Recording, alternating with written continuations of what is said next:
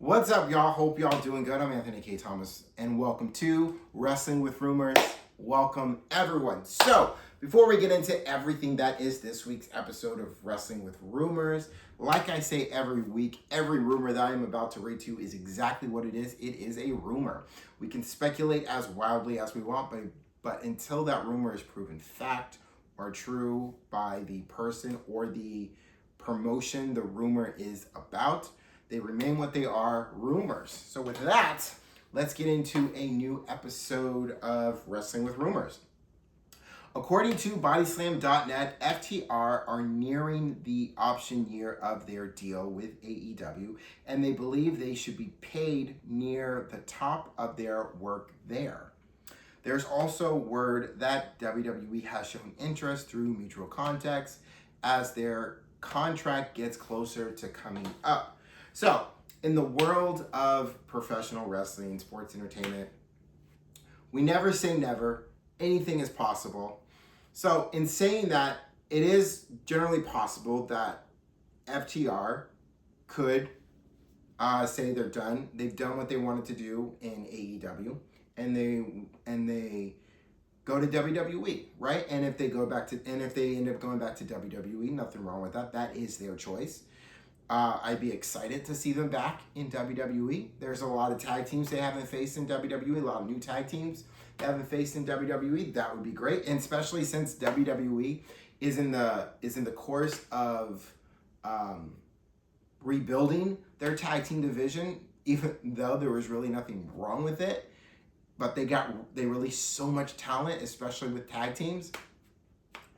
You know, adding FTR, or if they going back to WWE as the Revival, is a great tag team to add in that rebuilding tag team.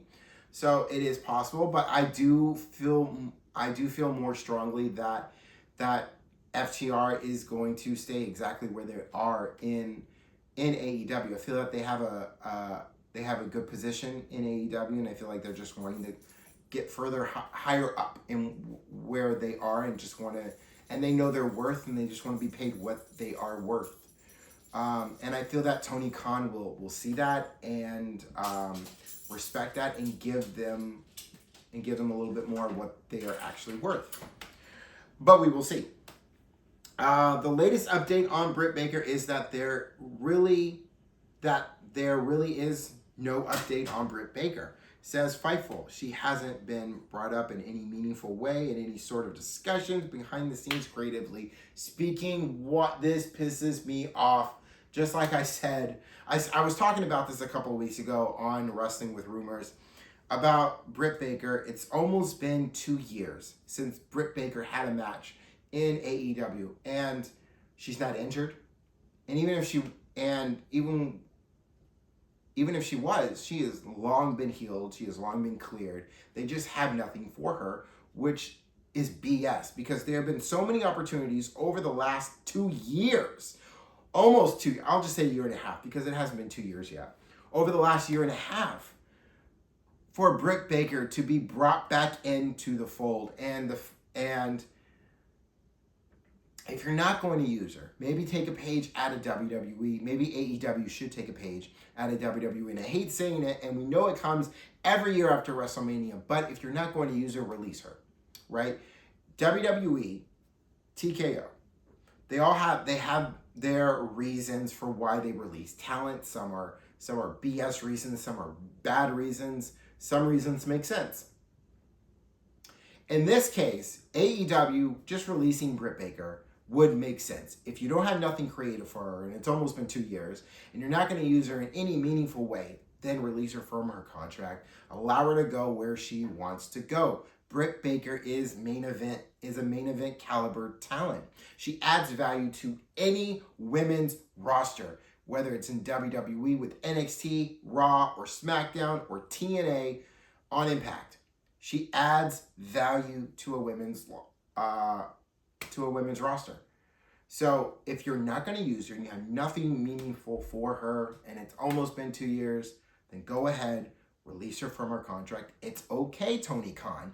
You don't have to hold on to everybody. You don't have to hold on to everybody like it's your Funko collection. All right? It's not like it's a Funko Pop collection. You don't have to hold on to everybody. If you're not going to use them, you have nothing for them, then release them from the contract. And that's all I'm going to say about that. I will add, when we get to Wednesday, and if Britt Baker is not the wild card choice against Windsor, I will be back on after AEW Dynamite to talk about it. And trust me on that, because I am a man of my word. Let's move on. Fightful Select brings word that some within WWE believe the story of Ludwig Kaiser defending his significant other after the man he got into an altercation with made an ice comment with a planted story. Having said that, there is no heat on Kaiser backstage, and those within the company expect the charges to be dismissed. If the man that started this crap with Ludwig Kaiser just mind his business, none of this would have happened.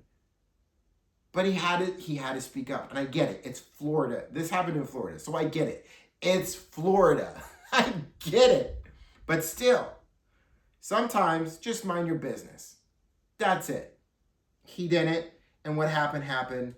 And Ludwig Kaiser, he's going to be fine. There's no heat backstage. It seems like the charges will get dismissed, and he had a fantastic match, a WrestleMania feel type of match, in his mask versus mask match. Original El Grande Americano versus El Grande Americano. I enjoyed that match from start to finish. I was excited about that match, so I'm very happy about that match. Let's move on. Wrestling Observer Radio's Dave Meltzer says everyone expects the main event of AEW All In at Wembley Stadium in August will be Kenny Omega defending the AEW World Championship against Will Ospreay. In this scenario, Omega wins the world title in Montreal at the new AEW Redemption pay-per-view in July, while Ospreay wins the men's Owen Hart tournament. For whatever it's worth, Meltzer speculates that Hangman Adam Page versus MJF will also be booked on the All In card if the above scenario plays out. So let's play this out. Now, I brought this up very quickly on Thursday's episode of Rumor of the Day. But I wanted to bring this up again so that I can speak a little longer into it, so I can add more to it. So we're gonna do that. So let's start with the Owen Hart Classic. So in the finals, I see it being Swerve Strickland versus Will Ospreay. And when these two get in the match and that match happens, it will be one of those. It is going to be a match of the year type of match. They are going to go to war, and they're going to leave it all out there. It's going to be great. It might be a little bloody, but it's going to be a hell of a good match, because these are two men who have spoke very highly about wanting that AEW championship, needing that AEW championship. Swerve Strickland needing that AEW World Championship, needing to be back on the top, back where he belongs. It is an addiction, as Cody Rhodes said this past Friday on SmackDown when talking to Gunther about the WWE Championship. He's not wrong. When you get your hands on that World Championship, be it WWE or AEW, once you got it, you don't want to let it go. It is an addiction. It's addictive. So Swerve Strickland wanting that title, needing to be in that main event. Will Ospreay saying the same thing, needing and wanting to be in that main event, at Wembley Stadium. He's talked highly about this. His wife, Windsor, has talked highly about this. So when this match is over, when the smoke is settled, when the bell is rung, when the music is playing, it will be Will Ospreay who will have won this match and will go on to the main event and will face Kenny Omega for that AEW championship at All In. Now, let's build in now, speculating to AEW Redemption and how we get Kenny Omega and Will Ospreay to All In. Kenny Omega, at some point between now and Redemption, Kenny Omega finds himself back in the title, will find himself getting that rematch against MJF for the AEW Championship. We get to that match. Another classic, right? This is going to be this is definitely, I don't know about a year match, like it's going to be match of the year, but it is still going to be a great match that's going to take everything of Kenny Omega to win that championship. But he will win that championship possibly with a little assist from Hangman Adam Page that will cause some kind of distraction, do something where the ref isn't looking or possibly knocked out. Hangman Adam Page doing that to MJF. Kenny Omega capitalizes on that and wins the AEW Championship, and that gets us from Redemption to All In. Kenny Omega versus Will Ospreay. Yes, that's going to be a good match. Now, we look at Hangman Adam Page and MJF. MJF wanting his world championship back, puts that on the back burner for now, puts his focus back on Hangman Adam Page because Hangman Adam Page got in MJF's business, took something from him, screwed him out of something. And MJF wants his receipt, wants his rematch. And there you go, All In, Hangman Adam Page, MJF, settle the score there in final. I like it. I love it. Now, the Wrestling Observer newsletter says there's been talk of adding a new member to the Vision besides Maxine Dupree, even before Logan Paul got injured and underwent tricep surgery. Who that other member will be? It's a very good question. I do not know. I can't really. The Vision. I kind of want to say Dominic Mysterio, but he's good where he's at with Judgment Day. So maybe someone from NXT. Someone will get a call up from NXT and just be added to the Vision. I don't know. It is a good question. But I'm kind of blank. Let me know. Let me know what you think. Leave it in the comments of what you think who it could possibly be. Okay. A few things I want to speak on really quick. So first, it is easy for us Americans to take WWE and AEW for granted versus how the international crowds take AEW and WWE when they come to their countries. Now, we can take them for granted because they travel mostly around the United States, so we get to see a WWE show if we can afford it, and an AEW show more often than the international crowd can, because when it's shown to them on television, it's either like in the middle of the night or they're watching it for the next day in the morning or afternoon. So, but when it comes to them, because it's rare for promotion like WWE and AEW to travel to where they are in their country, when they do, they show up and show out and are loud and appreciate every moment while it's there. And it's why the crowds internationally are so much louder than the crowds here in the United States. At least that's what I believe. Because the crowds in the United States, they can be loud, but not as loud as the crowds internationally. Because I feel like the crowds internationally don't take WWE and AEW for granted as much as easily as we can. That's how I see it. At least that's how I feel, and it's how I've been when I'm watching WWE or AEW. You can notice how loud a crowd can be versus how loud a crowd can be in the United States. Regardless of what the show is, they're loud every time. They're chanting as loud as possible. So yeah, I can see it. Side note: that was Einstein. Einstein just being a dog. Hears people talking, loud noises. He's going to do what he's going to do. But doesn't stop us. Now, moving on to, I got two more things. So the first thing is an update from a current WWE lawsuit in which the class action lawsuit of two customers that accused WWE of misleading market by promoting, for those who subscribe to the ESPN network, who subscribe to the ESPN app, who would pay the $29.99 a month for it, and that's including getting the pay-per-views, and being charged more than once for the pay-per-view. So being charged for the ESPN app, but then also being charged when they're watching in PLE as well. And bringing that, so as far as the update to that is, there is no update on that. There has been no update on it since March. I've done some research, see if there's anything I could find, and there is no update on that. However, lawsuit number 2. I'm going to read this whole thing. This is an article from Wrestling Inc.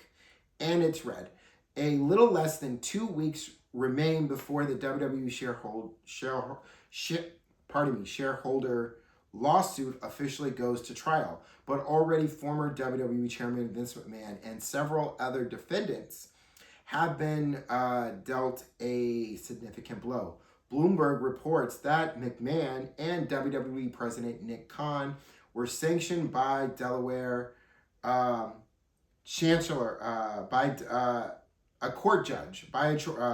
Delaware court judge Travis Lasser.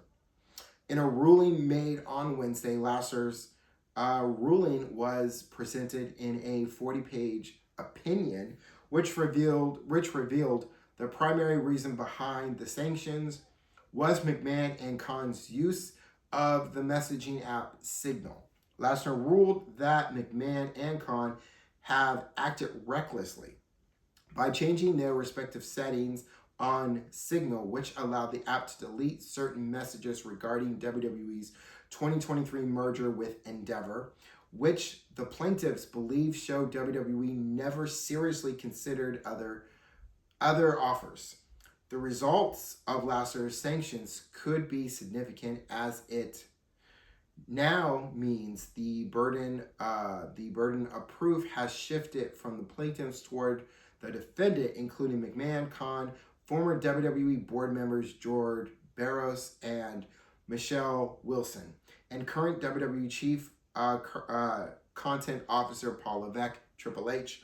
As such, the defendants will now have to prove the plaintiffs' accusations against them are not true. Such claims that McMahon was looking to sell to Endeavor well before the sale process has begun, thus making the merger a foregone conclusion. The sanction news comes just days after it was reported that McMahon and Endeavor TKO CEO Arn Emanuel were set to testify at the trial as witnesses for both the defendant and plaintiff.